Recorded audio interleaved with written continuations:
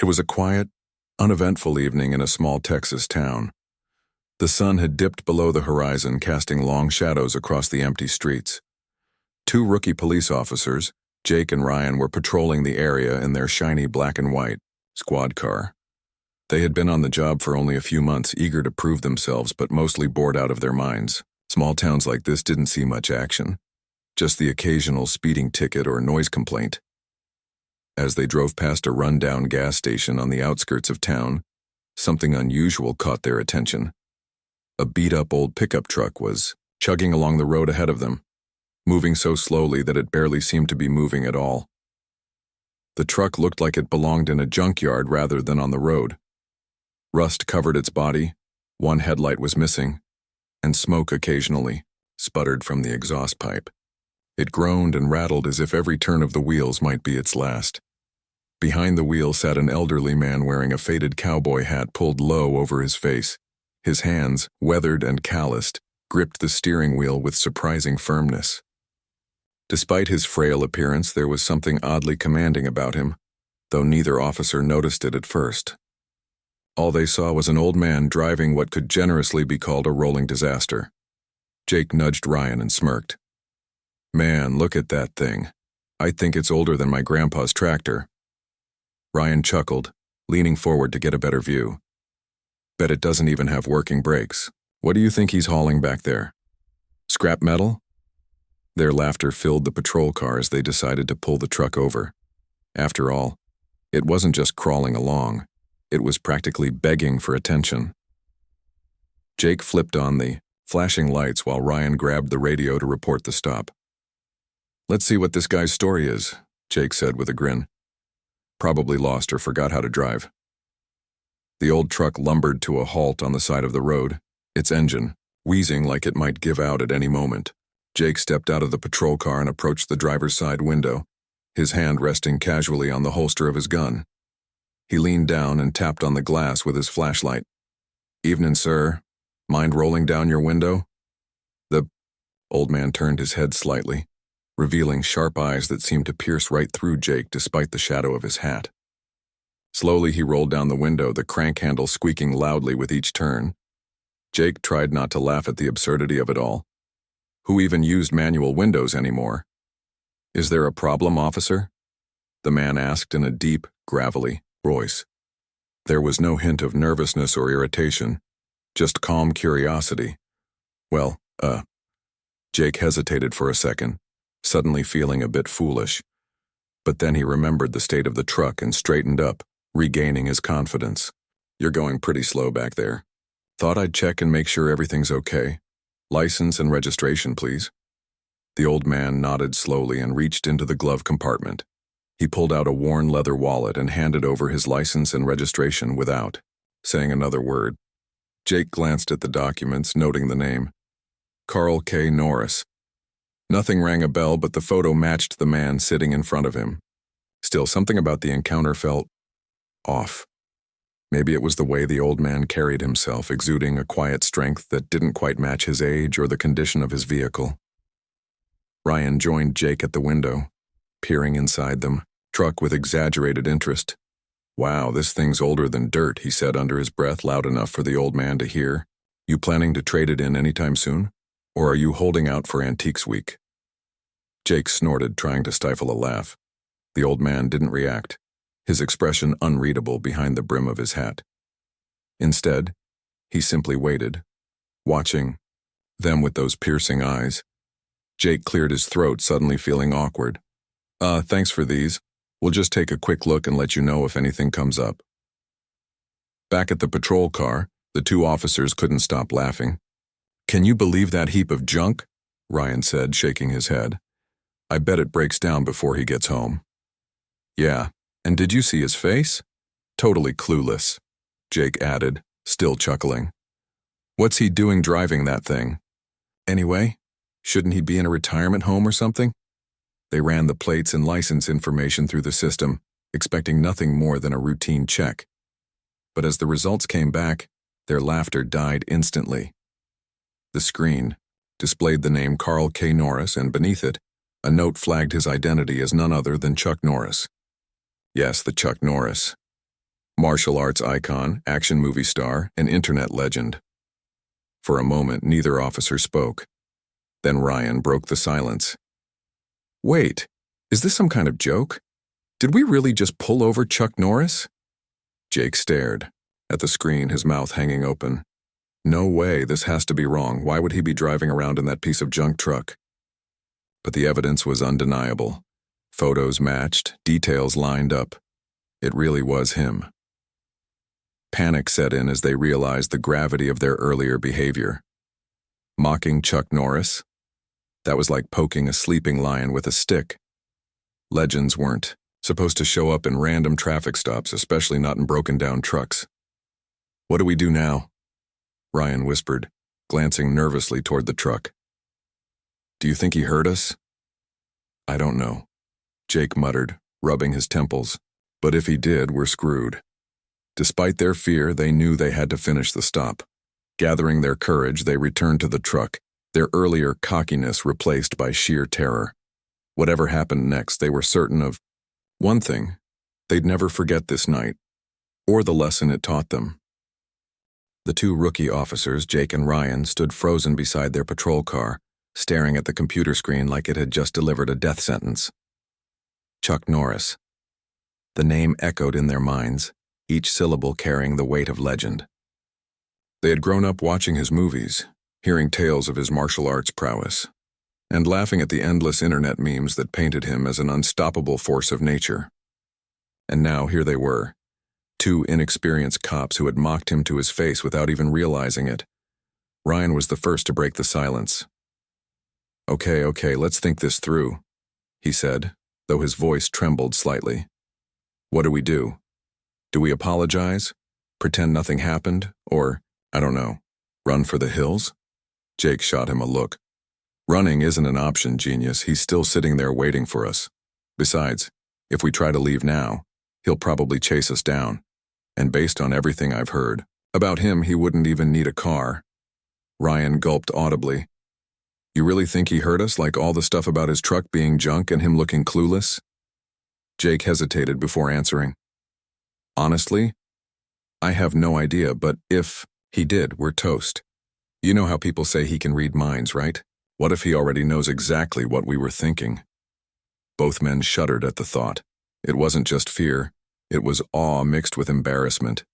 Here they were, fresh out of the academy, acting like cocky kids in front of someone who could probably dismantle their entire squad car with his bare hands if he wanted to. And yet, despite their growing anxiety, they couldn't deny the absurdity of the situation. How many people could claim they pulled over Chuck Norris? Finally, after what felt like an eternity, Jake straightened up and squared his shoulders. All right, listen. We're professionals, or at least we're supposed to be. Let's handle this like adults. Apologize if we need to, but don't make it weird. Just act normal. Normal? Ryan repeated incredulously. How are we supposed to act normal when we just insulted a guy who once fought a shark and won? Jake ignored him and marched back toward the old truck, motioning for Ryan to follow. As they approached, the atmosphere seemed to shift. The air grew heavier and every step felt slower than the last. When they reached the driver's side window, Jake took a deep breath and forced a smile onto his face. Mr. Norris, sir, he began, his voice cracking slightly. We, just finished checking your information and everything looks good. You're free to go. For a moment, there was no response. The old man simply sat there, his piercing gaze hidden beneath the brim of his cowboy hat. Then slowly he tilted his head upward just enough for them to see his eyes. They weren't angry or amused. They were calm, almost serene, yet carried an intensity that made both officers feel like they were standing in front of a mountain. Thank you, officer, he said in that unmistakable gravelly tone. His voice was steady and measured, not betraying any hint of irritation, or amusement for that matter. Appreciate you taking the time to check. Jake nodded quickly, too nervous to speak. Ryan, however, couldn't resist blurting out, Sir, if you don't mind me asking, why are you driving such an old truck? Not that there's anything wrong with it, he added hastily. realizing how rude the question might sound. Chuck leaned back slightly in his seat, his lips curling into the faintest hint of a smile. "Well, son," he drawled, "sometimes it's not about the vehicle, it's about the journey. This old girl has been with me through thick and thin. She may not look like much, but she gets the job done." Jake and Ryan exchanged glances, unsure whether this was meant to be a life lesson or just a casual observation. Either way, it left them speechless. There was something oddly profound about the way he spoke, as if every word carried meaning far beyond its surface.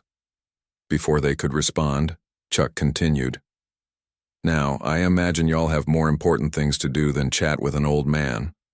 Don't let me keep you from your duties." With that, he shifted the truck into gear, the engine groaning loudly as it roared back to life.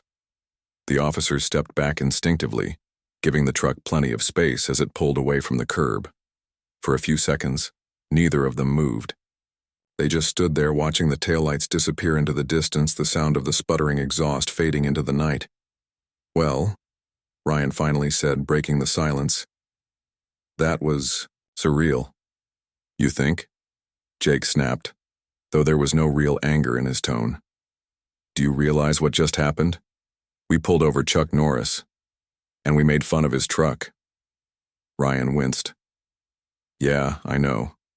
Pretty sure karma's gonna come back and bite us for that one." Jake sighed heavily, running a hand through his hair. "Look, maybe it's not too late to fix this. If we play our cards right, maybe he won't hold it against us. After all, he didn't seem mad or anything." "True," Ryan admitted. "But still, I'm never going to live this down. Can you imagine if someone finds out? Our buddies at the station would never let us hear the end of it." As they climbed back into their patrol car, Jake glanced at Ryan with a mix of determination and dread.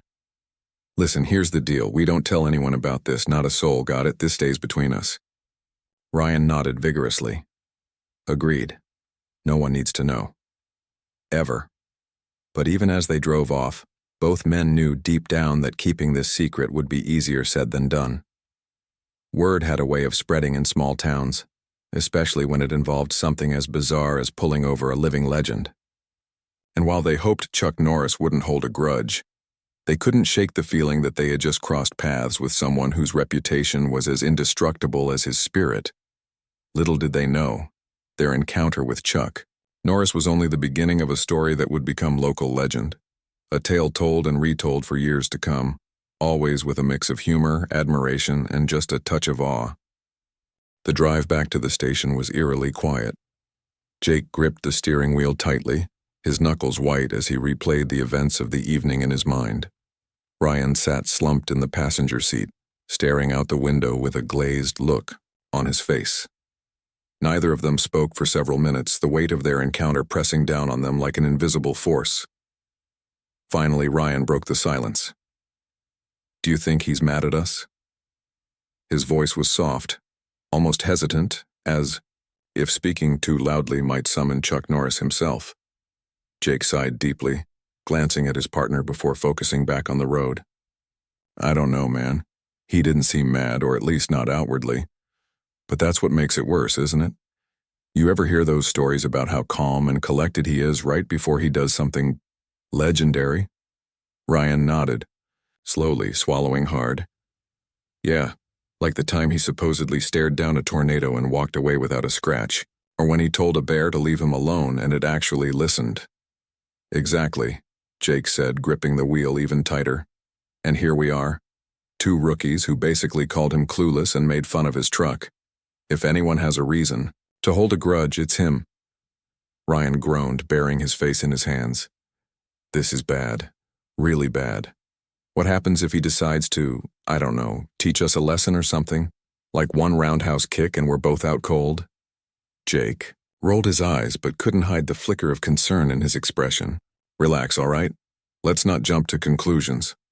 For all we know, he probably didn't even hear us. Maybe he's used to people underestimating him because of the truck. Hell, maybe that's why he drives it, to keep people guessing." Ryan raised an eyebrow skeptically. "You really believe that? That he intentionally drives around in a beat-up old pickup just to mess with people?" "I don't know," Jake admitted. But think about it. Chuck Norris doesn't do anything by accident. Everything he does has a purpose, even if we don't understand it. Maybe the truck is part of some deeper philosophy or something. Ryan snorted despite himself. Yeah, sure. The Philosophy of Rusty Trucks. Sounds like a self-help book. Jake cracked a small smile, grateful for the brief moment of levity. But the humor quickly faded as they pulled into the police station parking lot. The fluorescent lights above cast harsh shadows across the asphalt, making the building feel colder and more intimidating than usual. As they stepped inside, the familiar hum of activity greeted them. Phones ringing, keyboards clacking, officers chatting casually. But neither Jake nor Ryan could shake the feeling that they were carrying a secret far bigger than themselves. They exchanged nervous glances before heading to their desks, avoiding eye contact with anyone else. It didn't take long for Sergeant Hayes to notice their unusually subdued demeanor. A grizzled veteran with over 20 years on the force, Hayes had seen it all, and he could smell trouble a mile away. He approached them with a raised eyebrow, arms crossed over his chest. All right, spill it. What's eating you two? You look like you just saw a ghost.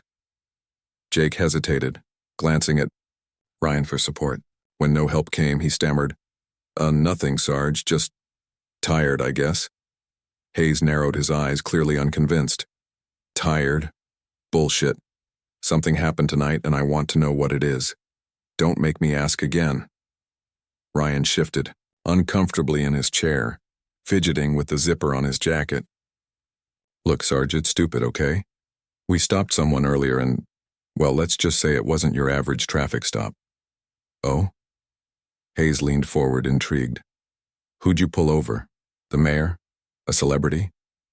Jake exhaled, sharply, knowing there was no way out now. "Not exactly. It was Chuck Norris." For a moment, Hayes simply stared at them, his expression unreadable. Then slowly, a grin spread across his face. "Chuck Norris? Are you serious?" "It's true," Ryan blurted out defensively. "We didn't realize it at first. He was driving this old beat-up truck and we thought he was just some random guy. But then we ran his plates and bam, it was him." Hayes shook his head, chuckling softly. "Well, I'll be damned. You boys really know how to pick 'em, don't you?" "It gets worse," Jake muttered, rubbing his temples. "We kinda mocked his truck, and maybe joked about him looking clueless." At that, Hayes burst out laughing, clutching his sides as tears welled up in his eyes. "Oh, that's rich. You idiots pulled over Chuck Norris and insulted his ride? Man, I wish I could have been there to see the look on your faces." "It's not funny, Sarge," Ryan protested, though his voice lacked conviction. "What if he holds it against us? Have you heard the stories? The guy can split atoms with his bare hands." Hayes wiped a tear from his eye, still grinning. "Relax, kid. Chuck Norris isn't going to come after you with a vengeance. If anything, he's probably amused by the whole thing. Trust me, he's dealt with worse than a couple of rookie cops cracking jokes." "But what if he tells people?" Jake asked anxiously. "What if word gets out? Our careers will be over before they even start." Hayes shrugged nonchalantly. "Word always gets out in a town like this. Might as well own up to it and laugh along with everyone else. Besides, pulling over Chuck Norris is the kind of story that makes legends, not ruins them." Jake and Ryan exchanged uneasy glances. As much as they wanted to believe Hayes, they couldn't shake the nagging fear that they had crossed a line they didn't fully understand. Chuck Norris wasn't just any ordinary person. He was a symbol of strength, humility, and wisdom. Mocking him, even unintentionally, felt like tempting fate itself. Over the next few days, the story began to spread. At first, it stayed within the confines of the police station, whispered among colleagues during coffee breaks and late-night shifts. But soon it leaked outside, carried by curious spouses and chatty neighbors until the entire town knew about the rookies who had pulled over Chuck Norris. To their surprise, the reaction wasn't entirely negative. Some laughed heartily at the absurdity of it all, while others admired the officer's accidental brush with greatness. Local businesses even started capitalizing on the story, with one diner offering a special Chuck Norris burger, and another selling T-shirts emblazoned with the slogan, "Even legends get pulled over." Despite the lightheartedness surrounding the incident, Jake and Ryan remained cautious. Every time they patrolled the streets, they half expected to see that familiar beat-up truck rolling along, its driver watching them with those piercing eyes. And every time they imagined running into him again, they rehearsed what they would say, an apology, an explanation, anything to show that they hadn't meant any disrespect. Little did they know, their paths would cross with Chuck Norris once more. But when that day came, it wouldn't be Ebb. It had been a little over a week since the infamous traffic stop, and Jake and Ryan were still walking on eggshells. Every patrol shift felt like a test they weren't sure they could pass. They were hyper-aware of every car they pulled over, scrutinizing drivers more carefully than ever before. Was that guy in the sedan giving them a funny look? Did the woman in the minivan seem unusually amused? Their paranoia was reaching comical levels. The town buzzed with chatter about the incident. Everyone seemed to have an opinion or a theory about what had happened. Some folks thought it was hilarious, a couple of greenhorn cops messing with Chuck Norris without realizing who he was. Others admired how calm and composed Chuck had been, speculating that he probably let them off easy because he's just that kind of guy. A few conspiracy theorists even claimed he must have known exactly who they were all along and chose not to embarrass them further. Despite the jokes and gossip swirling around, Jake and Ryan couldn't shake the feeling that this wasn't over. Deep down, they suspected, no, knew, that their paths would cross with Chuck Norris again. What neither of them expected, however, was how quickly it would happen. One crisp morning, as they cruised through the outskirts of town, Jake spotted something familiar up ahead, a beat-up old pickup truck chugging along at its usual snail's pace. His heart skipped a beat. Ryan, he said cautiously, pointing toward the vehicle. Tell me I'm imagining things. Ryan squinted through the windshield, his jaw dropping when he recognized the rust-covered frame and missing headlight. No way. It's him. Again. For a moment, neither of them moved. The truck continued its slow journey down the road, oblivious, or perhaps intentionally ignoring their presence. Finally, Jake broke the tension.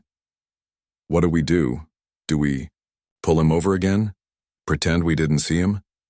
Before Ryan could answer, the truck signaled and turned into the parking lot of a small diner on the corner.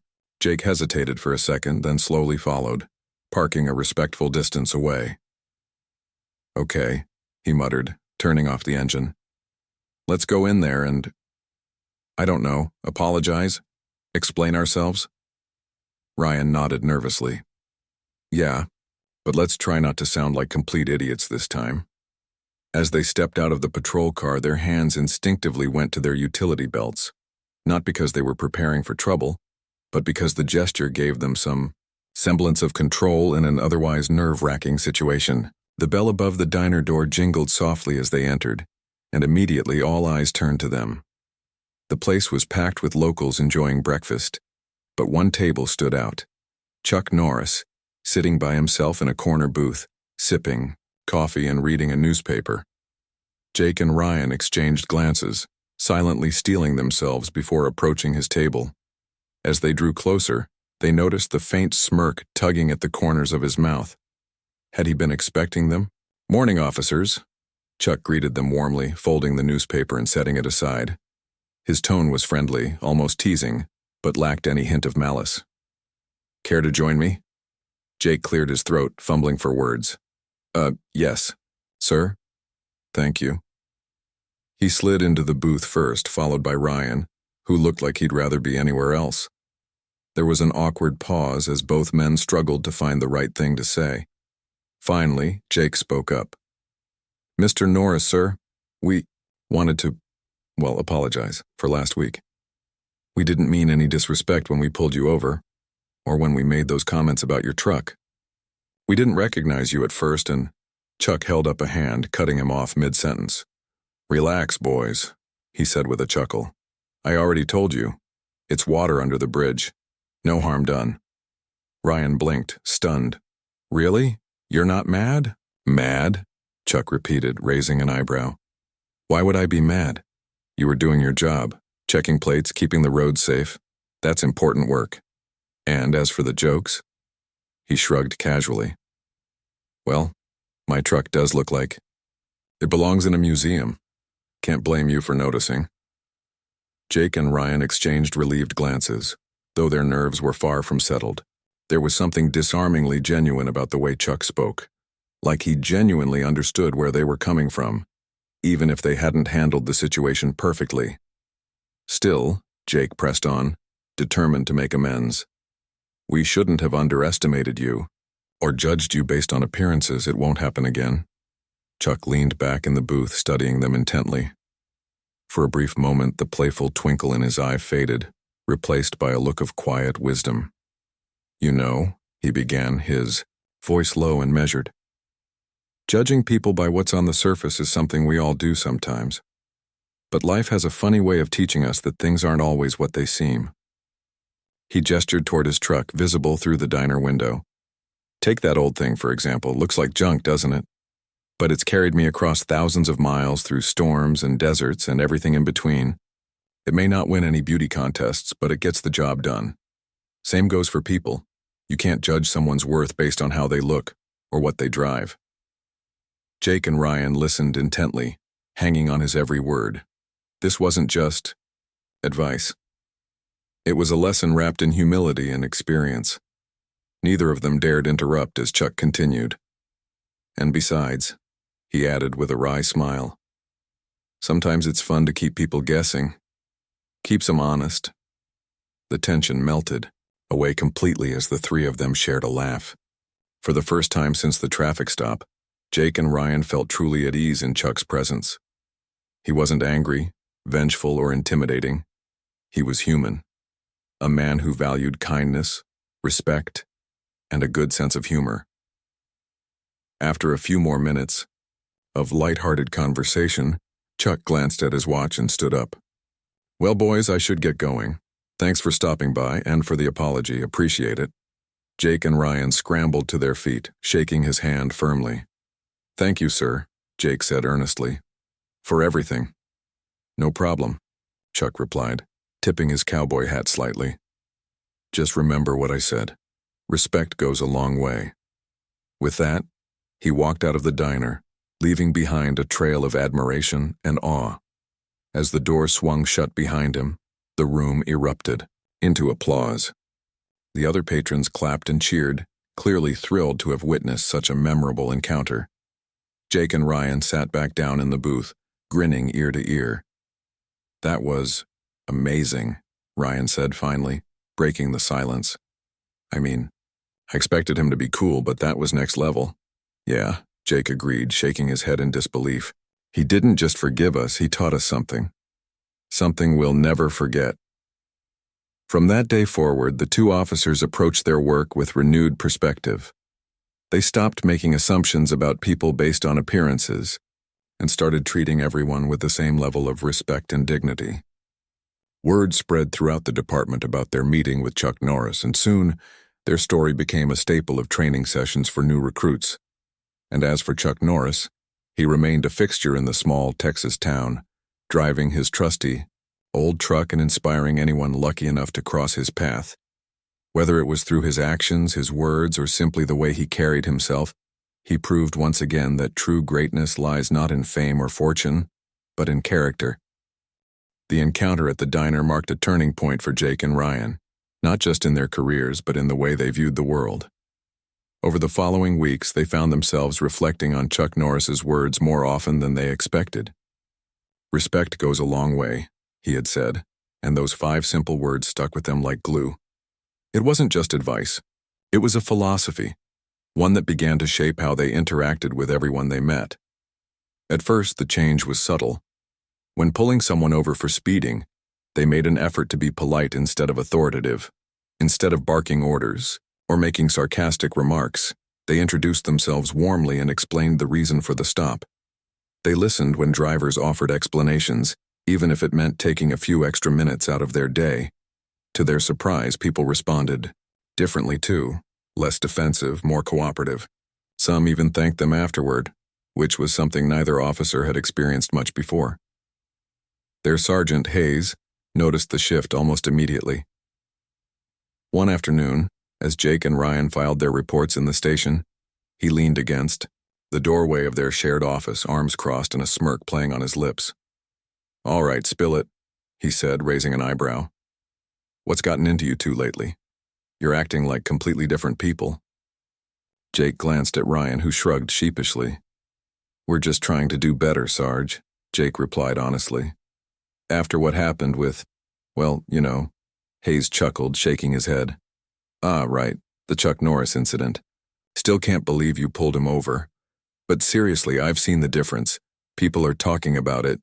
The way you handle calls, the respect you show. Even the dispatchers have mentioned it. Whatever lesson you learned from that, guy seems to be sticking." Ryan nodded, a small grin spreading across his face. "Guess you could say we got schooled by a legend." "More like humbled," Jake added quietly. "It's not just about being nice or professional. It's about seeing people for who they are, not jumping to conclusions because of how they look, or what kind of car they drive." Hayes studied them for a moment, his expression softening. "Well, whatever it is, keep it up. This town needs more cops like you two. And hey, maybe someday you'll get another chance to thank Chuck Norris properly." As word of their transformation spread, so did the legend of their encounter with Chuck Norris. The story became a staple of local lore, retold countless times with varying degrees of exaggeration. Some versions claimed Chuck had roundhouse kicked their patrol car door off its hinges, which wasn't true. Others insisted he'd fixed the officer's broken radio with nothing but duct tape and sheer willpower, also false. But no matter how embellished the details became, the core message remained the same. Humility and respect trump arrogance every time. Even outside the police department, the tale resonated deeply with the community. Parents used it to teach their kids valuable lessons about judging others. Teachers referenced it during class discussions about kindness and empathy. Business owners hung posters in their windows featuring quotes attributed to Chuck Norris, many of which were entirely made up, but still inspired goodwill. One evening, as Jake and Ryan patrolled the quieter streets of the town, they spotted a familiar figure walking along the sidewalk. At first, they thought they were imagining things, until they realized it really was Chuck Norris. He was dressed casually in jeans and a flannel shirt, carrying a small bag of groceries. His cowboy hat was tilted slightly forward, shielding his face from the setting sun. Without hesitation, Jake pulled the patrol car to the curb and stepped out, motioning for Ryan to follow. "Mr. Norris," he called out, waving politely. "Fancy seeing you here." Chuck turned, a faint smile appearing on his face as he recognized them. "Officers," he greeted them warmly. "Out protecting the peace, I see." "We try our best, sir," Ryan said, stepping forward. "Listen, we just wanted to say thanks again for everything. Your words really hit home with us." Chuck nodded thoughtfully, his sharp eyes locking onto theirs. "Glad to hear it, so tell me, how's it going? Any changes since our last chat?" Jake and Ryan exchanged glances, both eager to share their progress. "Actually, yes," Jake began. "We've been working hard to treat everyone with the same level of respect no matter who they are or what situation we find them in. It's made a big difference, not just for us but for the people we serve. And we've stopped making assumptions," Ryan added quickly. "You were right, things aren't always what they seem. Sometimes the person you least expect has the most to offer." Chuck's smile widened, clearly pleased with their response. "That's good to hear," he said, his voice filled with quiet pride. "Remember, respect isn't just something you give, it's something you earn. And the best way to earn it is by giving it freely." The three of them stood there for a moment, the conversation flowing naturally despite the weight of the topic. Chuck asked about their experiences on the job, offering insights and anecdotes from his own life. He told them stories about traveling, the country, meeting ordinary people doing extraordinary things and learning lessons from unexpected places. Each story carried a nugget of wisdom, leaving Jake and Ryan feeling inspired and grateful. Eventually, Chuck glanced at his watch and sighed lightly. "Well, boys, I should get going. Got dinner waiting for me at home." "Of course, sir," Jake said, stepping back to let him pass. "Thanks again for everything." "No need to thank me," Chuck replied, tipping his hat once more. "Just keep doing what you're doing. That's all anyone can ask." With that, he continued down the street, disappearing into the golden glow of twilight. Jake and Ryan watched him go, feeling a renewed sense of purpose. They climbed back into the patrol car, exchanging knowing smiles. "You know," Ryan said after a moment, "I think we owe him more than just an apology. We owe him our careers." "Yeah," Jake agreed, starting the engine. "And maybe the whole town owes him a little gratitude, too." From that point on, Jake and Ryan became unofficial ambassadors for the values Chuck Norris represented: humility, respect, and integrity. They shared his teachings with new recruits, incorporating them into training sessions and mentorship programs. Their reputation grew beyond the boundaries of the small Texas town, earning them recognition as compassionate and effective officers.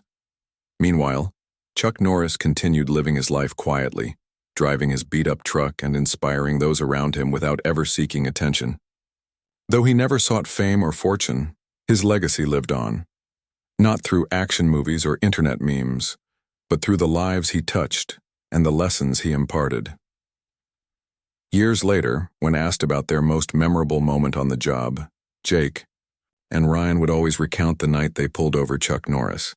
Not because it was funny or embarrassing, but because it changed them forever. It taught them that greatness isn't defined by appearances or achievements. It's defined by the impact you have on others. And in a world full of noise and chaos, that was a lesson worth remembering. Years passed, and the legend of Jake and Ryan's encounter with Chuck Norris only grew stronger. What had started as a humorous anecdote, a couple of rookie cops unknowingly mocking a living legend, became something much deeper, a timeless story about humility, respect, and second chances.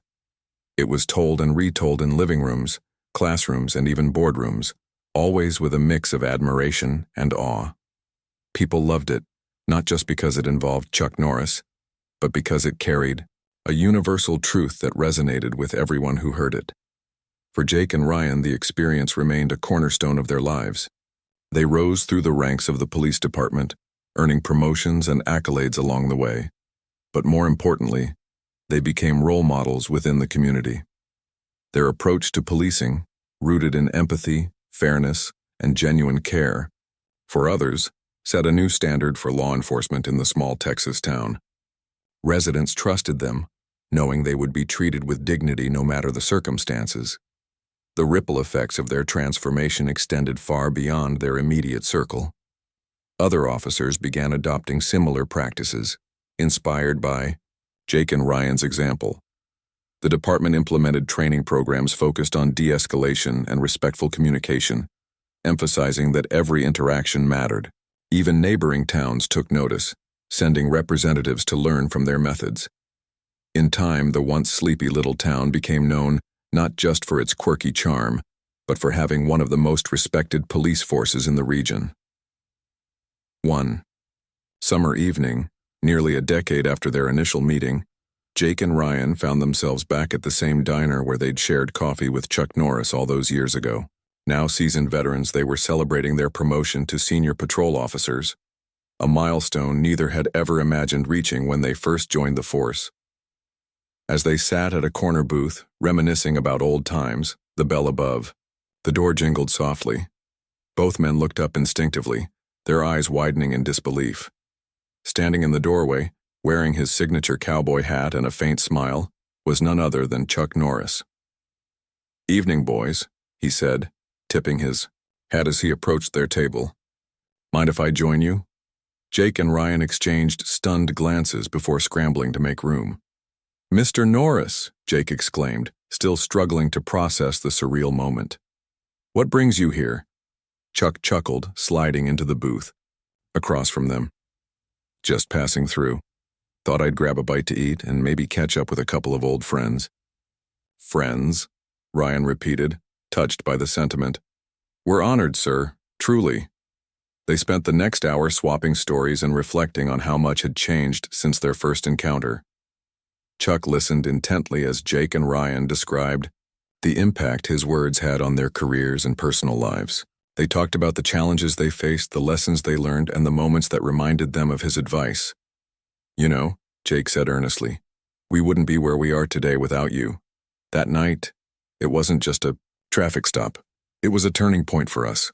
For everyone around us, really." Chuck nodded thoughtfully, his expression softening. "It's not me you should thank," he replied. "You did the hard work. All I did was plant a seed.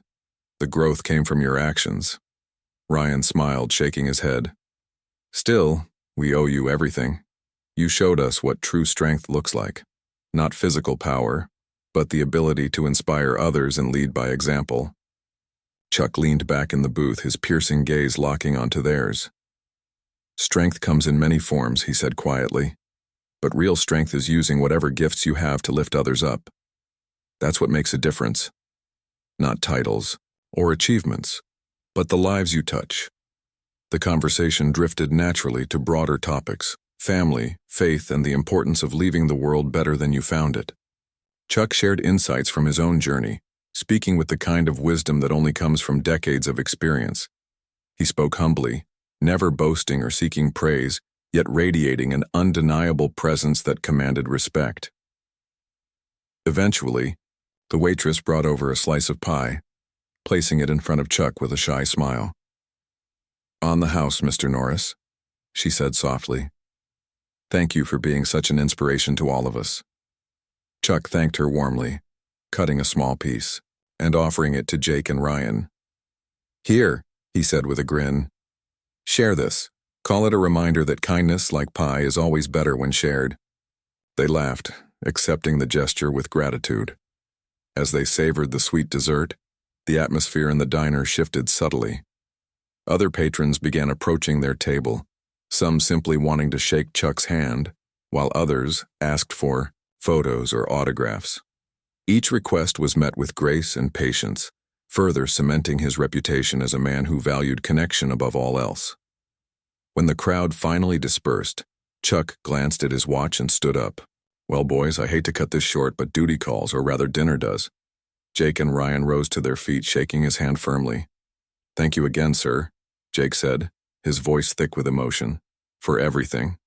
"No need to thank me," Chuck replied, tipping his hat one last time. "Just keep doing what you're doing, and remember, you've got the power to change lives.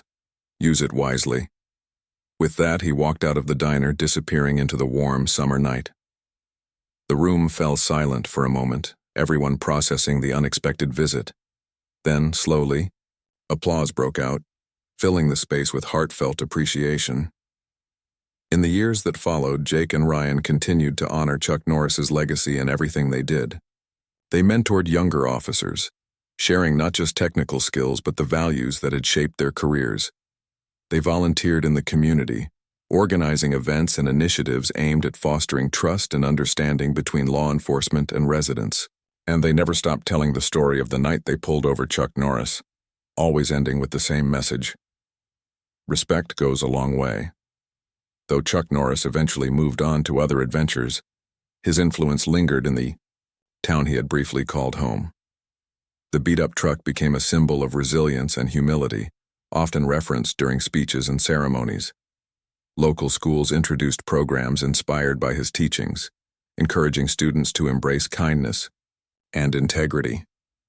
Even the diner where they'd shared pie and laughter erected a plaque commemorating the legendary meeting.